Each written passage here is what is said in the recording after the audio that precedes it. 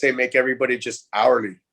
If you want to keep the squabbling and the thievery to a minimum, just so it's not that way, you can concentrate on quality all the time and not having to make a, and I think that's the pressure as a flat rate mechanic. You're worried if you don't make your 80 hours in a week, because some guys are putting in 80, like that's crazy, like to think of. But yeah, I'm not saying it's not impossible and it's not true honest work. But once you get used to making that kind of money, you can't go back to that too. That's another thing. Yeah. But there's also another recommendation where it can be about a mix, right? You can do a base salary plus the flat rate, right? So that way they won't feel left out if they don't get enough vehicles coming in, and then the onus and the pressure will be placed on the managers for those departments to increase the turnover going through for basically part, service, and sales. So that can be done, but again, it goes right back to leadership. If the person in charge, the general manager, managing director, doesn't have a set vision as to where the company is to be in the short term, medium term, and long term, then they're going to be in serious problems, right? And in times like this, especially COVID has shown or exposed a lot of the deficiencies currently in how companies are run, because they didn't have defensive mechanisms in place in order to mitigate any challenges like this right now. Yeah. And again, you know what? I've been in enough dealerships to know they can blow smoke up your ass all day and tell you one thing that, hoorah, this place is great. It's, we'll have our meetings, daily meetings and our little circle jerks and get everybody all amped up. Yeah. To sit and make no money. Like, don't piss on my leg. Tell me the sky is raining if we're going to sit around. And yet when I see that as a flat rate mechanic and guys that are paid salary or hourly are getting paid, they get to leave early. Yeah. Oh, they make flat rate guys stay even though there's no work, because if a car comes in, you got to work on it. Well, you just let the parts guy go, you let the service advisor go home early on a Friday, and it's no problem. They're paid hourly or salary, whatever. And it's like, where's the, what about me? It's like, that was the one thing I didn't like either, seeing that sort of different kind of treatment. That's all. I don't know. Yeah. But I don't know. As far as dealerships, what they can do to change, I don't know. I'm not trying to tell anybody how to run their business, man. Change, whether it's one Lexus dealer or to the next Lexus dealer. It's, like you say, it's all about management and ownership and how they run things. Because I'll tell you, there's only one shop that I've been at where it was a really cool vibe, because the owner knew everybody's name by first. And he would talk to you and say good morning to you if he saw you. He wouldn't avoid you, or if you weren't part of the cool kids clan, clique, he didn't say hi to you and shit. No, man, this guy would walk through the shop, say good morning to everybody, like make it a thing to come and say and see you at your toolbox. He wouldn't even he stopped at the front of the shop and just waved at everybody from the door, right? And this man was such an honest man. This place was like, everybody went to the Christmas party. They had Christmas parties back then. You remember those? Yeah, I remember. Yeah. Right? It was open bar, your food, and they would give you a $50 taxi chit, and anything above that, if you paid for it, they would give it to you on Monday. Yeah. So, or get a hotel room just so you wouldn't drive. Yeah. And they had golf tournaments, there was stuff they did. They gave you bonuses for getting like master tech certifications and stuff like that. Right? So there was incentive to keep your education upheld and upgraded, right? I mean, this was one of the few places where when I left, I actually really regret leaving, because that was when I made the jump from GM to Toyota. But in a sense, it was good, because it was I see the domestic to import. There's so much. The import is from a mechanic standpoint makes so much more sense. They're easier to work on. Yeah. Right. And they're and then even too, like having said that, you could make more money. I realized afterwards going to the import side that holy shit, these guys are busy here. And they're like, yeah. and you Because get their philosophy is different. Their training is different. Everything, they're trained to stay on top. Yeah. Yeah. So, but again, having said that, that owner of that dealership that I liked that was GM was amazing. And the people I worked with there, it was like a family. Put it this way, when people would leave, they would have a party for this guy to leave, whoever left. Yeah. And we would go to the bar across the street because they all knew us over there. Yeah. Working yeah. Right? I mean, that's how you know too, because there's one of the longest places I've worked at there, and then the Lexus dealer. But my buddy that I worked with then is now the shop foreman there still. Mm-hmm. And he started there as a co-op kid. So can you imagine, this guy's been in the same shop at this GM dealer for, 30 some odd years. As a co-op kid, he started out, yeah.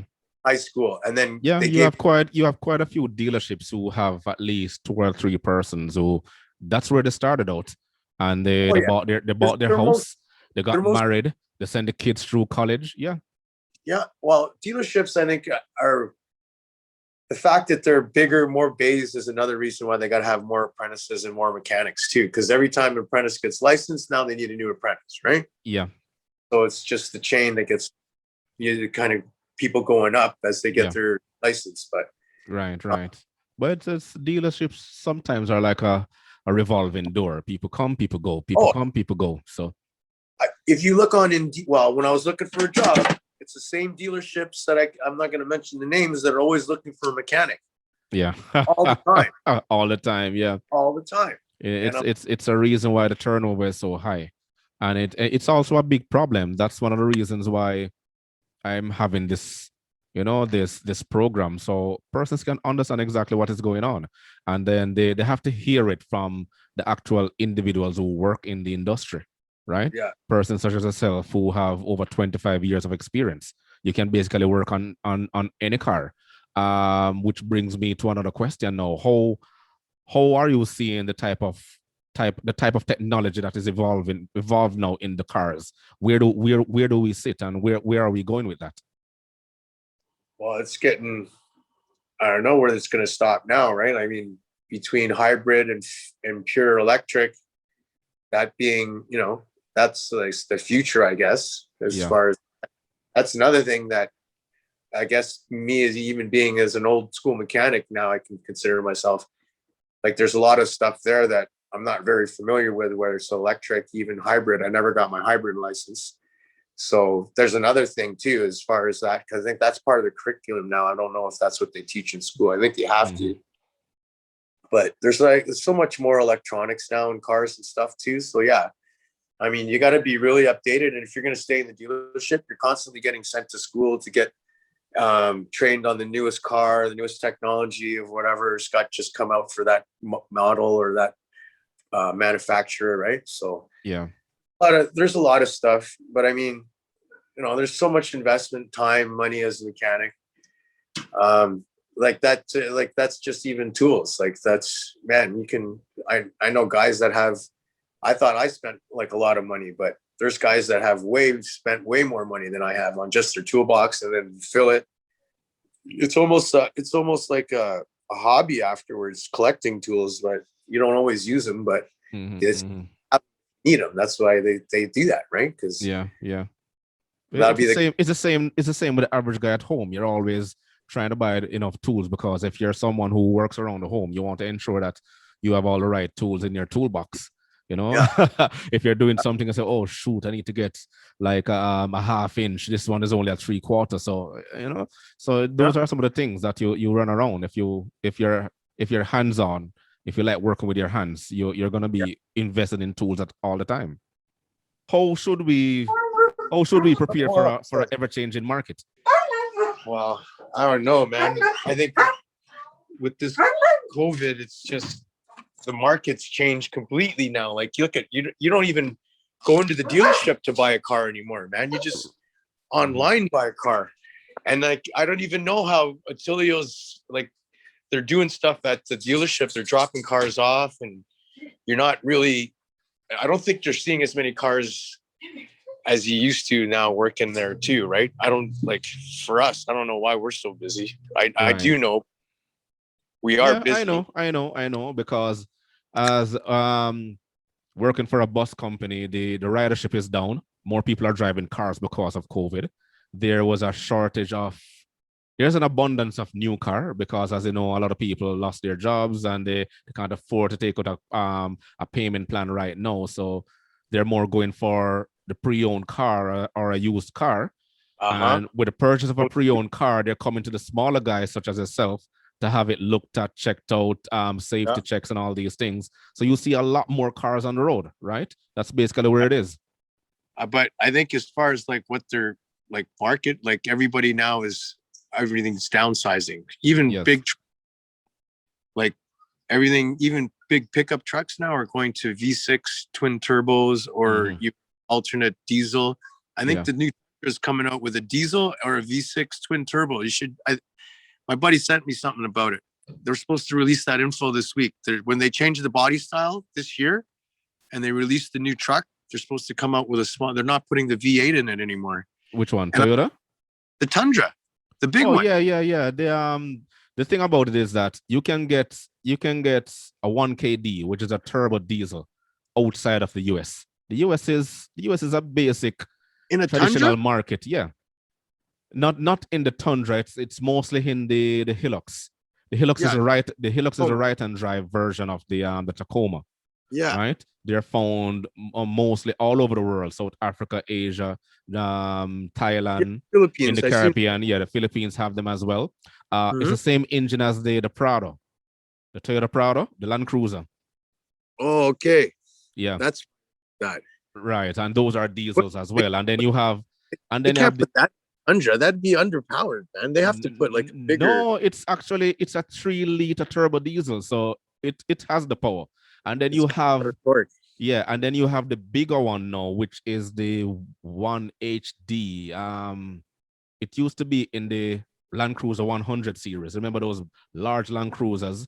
The far ones. Yes. They were Lexuses mostly here in the in North America, but in other regions. Oh yeah. I remember seeing one or two. Right, those are 4.2 liter diesel, turbo diesel.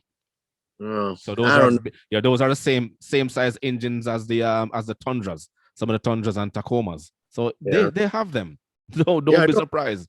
They have them.